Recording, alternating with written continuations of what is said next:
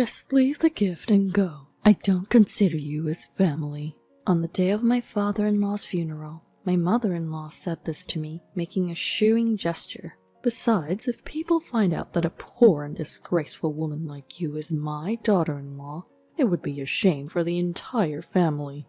I was worn out by my mother-in-law's attitude and harassment, so I decided to do as she said and just leave the gift and go. 3 days after the funeral, I was struck by mysterious nausea and ill health, and I went back to my parents' home to recuperate. While resting in the living room, the doorbell rang. When I opened the door, my frantic mother-in-law grabbed my hands and said, "I'm sorry, I had no idea this was happening." My name is Rosemary. I had been single forever, but at the age of 30, I met Kevin through a hobby class that a friend invited me to. We hit it off because of our many common interests, and after a year of dating, we got married. Kevin is the same age as me. He's very handsome, kind, highly educated, and came from a wealthy and respectable family. I didn't know about his background when we started dating, so I didn't choose him for those reasons. In fact, I felt that there must be many more wonderful women who would be a better match for him than me. When I found out about Kevin's qualifications, I was so worried that we might be mismatched, and I wondered if I was really good enough for him. But Kevin accepted me. "I love you, Rosemary. You're the one." I accepted his proposal, and we got married. He's the son of a listed enterprise CEO, and is on the fast track to success. I couldn't help but wonder why such an impressive man hadn't had any relationships with women until he was 30, but I was so ecstatic that I didn't have time to worry about it. He never let his father's power get to his head or become lazy. He worked hard and climbed the corporate ladder, and it seems he was finally recognized as a successor by his father, the president, just recently. My husband and father-in-law were very busy preparing to take over the company, so they were rarely home, and we didn't have much family time. It seemed like they only came home to sleep, but they never neglected me. They would contact me when they had time, and they prioritized spending time with me on their rare days off. Honestly, he was a good husband. I vowed to support him forever. I was truly happy to be his wife, except for one thing. After getting married, I moved into Kevin's family home. I had planned to work to repay the student loans I had taken out during college, but Kevin pleaded, "I'll work hard to earn enough for the both of us, so please stay home and support me." I gave in to my husband's insistence and quit my job, moving into my in-laws' house. Honestly, I liked my job, so quitting was a bit of a shock. It turned out that the reason I quit my job was that my mother-in-law, Josie, had interfered with Kevin. She had apparently convinced him that a working wife would reflect poorly on the husband. Because of that, I ended up spending most of my day at my in-laws' house. My husband and father-in-law were rarely home because they were busy, but my stay-at-home mother-in-law, Josie, was always there, and I spent a lot of time with her. But this mother-in-law was a person to be wary of. Josie seemed to dislike me, tormenting me with harassment and snide remarks. The reason was probably that she thought I was beneath their social status. Her family was wealthy and consisted of business owners. Moreover, they came from a good family background, and apparently there were many influential figures in politics, finance, medicine, chemistry, and various other fields in their clan. Almost all their family members were highly educated, having graduated from Harvard or other prestigious universities. And my mother-in-law herself had graduated from a renowned university. She was proud of this and flaunted it. On the other hand, my family was just an ordinary one. My parents were regular office workers, and we were neither poor nor wealthy. I attended a regular college, and I paid for my tuition with scholarships. It wasn't just my family background or university that Josie complained about. She also criticized my appearance. Josie, in her 50s, was beautiful and youthful, always dressed in flashy designer brands.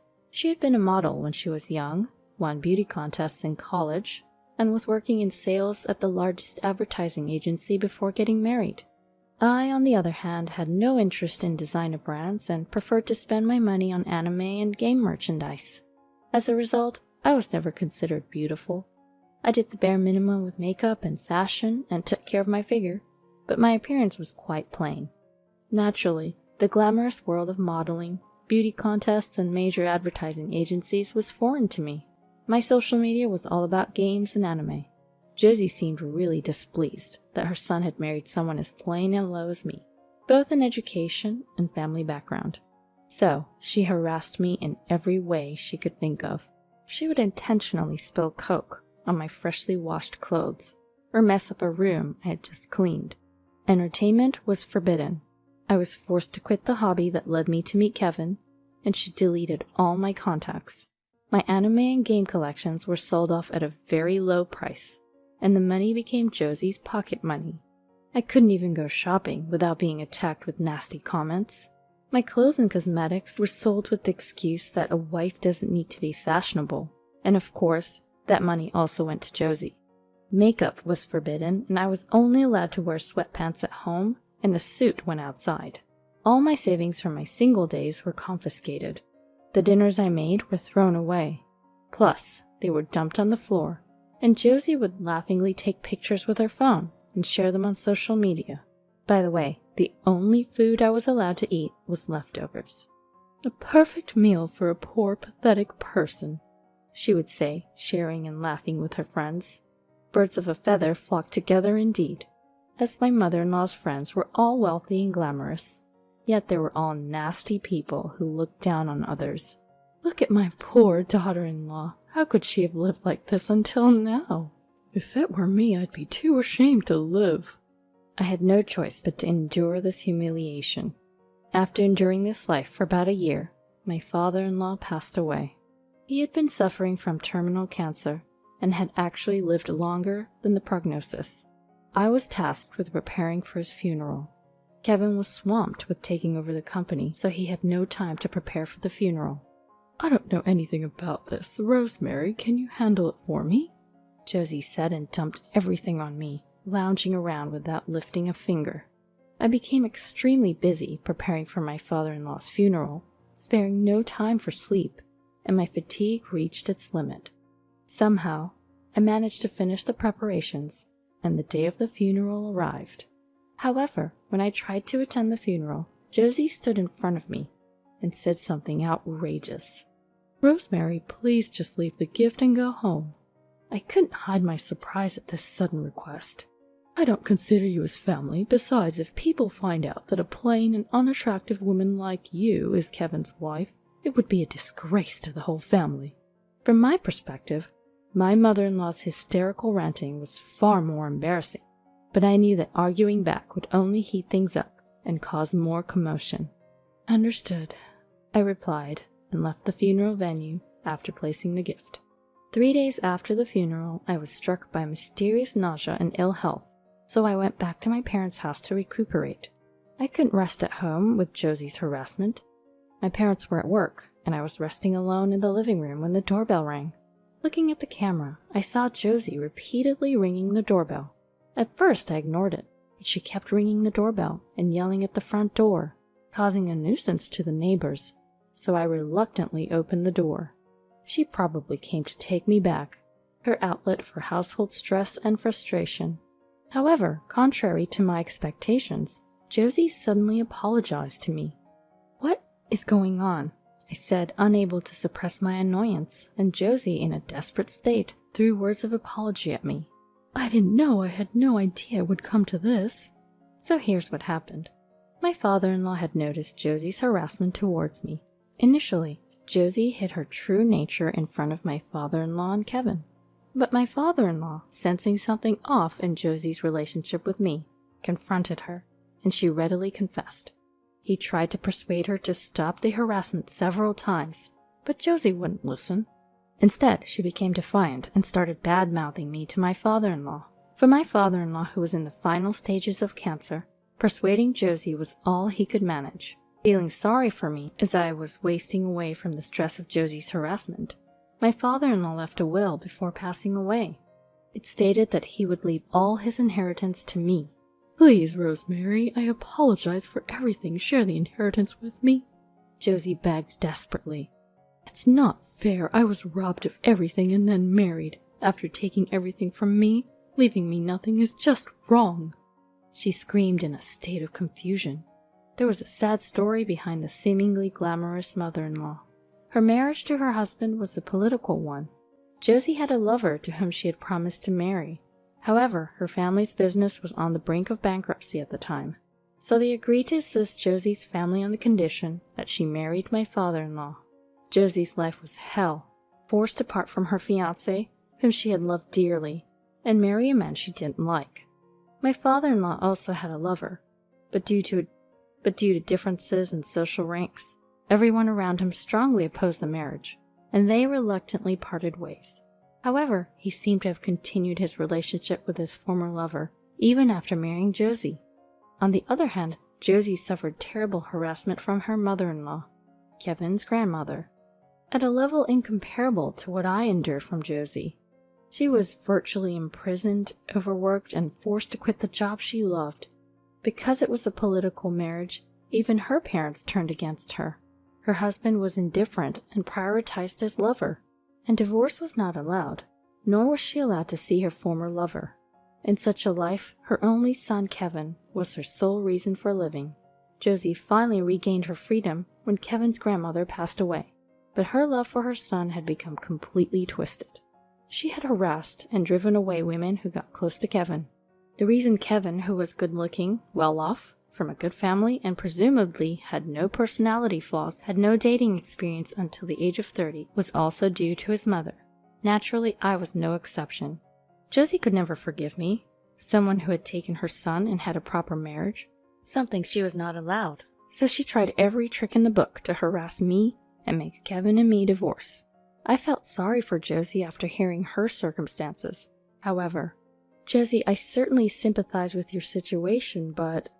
I approached Josie and whispered in her ear, "You've repeatedly called me poor and unattractive and made fun of me with your friends, you know. That was... You haven't forgotten about throwing away my food and messing up the room I just cleaned, have you? So that's what I'm sorry. Apologies don't solve everything, do they, Josie?" She was stunned by my words. While Josie's situation was pitiable, it didn't mean I could just pretend her harassment never happened. I won't give you the inheritance, I'll use it meaningfully for repaying my student loans and for the education of the child who will be born in the near future. No matter the circumstances, I would probably never forgive Josie for what she did to me. "I never thought you were like that. I misjudged you, Mom." Kevin's angry voice echoed through the living room. Kevin had learned about his mother's harassment towards me through the will. He also found out that she had harassed every woman who got close to him since his student days, and in his anger, he declared he no longer wanted any relations with her. "Rosemary, I'm sorry I didn't notice sooner." Kevin hugged me, crying and apologizing. It wasn't Kevin's fault, as he was too busy to come home often. I even felt guilty for making him cry and apologize. Josie, who was cut off by Kevin, was yelling something, but Kevin's determination was firm, and we as a couple decided to move out of the in-laws' house soon. I stayed at my parents' house until the move was complete. By the way, the in-laws' house was in Kevin's name, so it was quickly put up for sale. As a result, Josie had no choice but to leave the house, and is now forced to live alone in a cheap apartment. Since she's still in her 50s, she's working, something she's not used to. Also, word of her harassment spread throughout the neighborhood. Originally, she was disliked for flaunting her wealth and constantly showing off to those around her, and now she's become completely isolated from her neighbors. Even her former friends, who once praised Josie and laughed at me for being poor, have turned on her and are making fun of her now that she's living in poverty.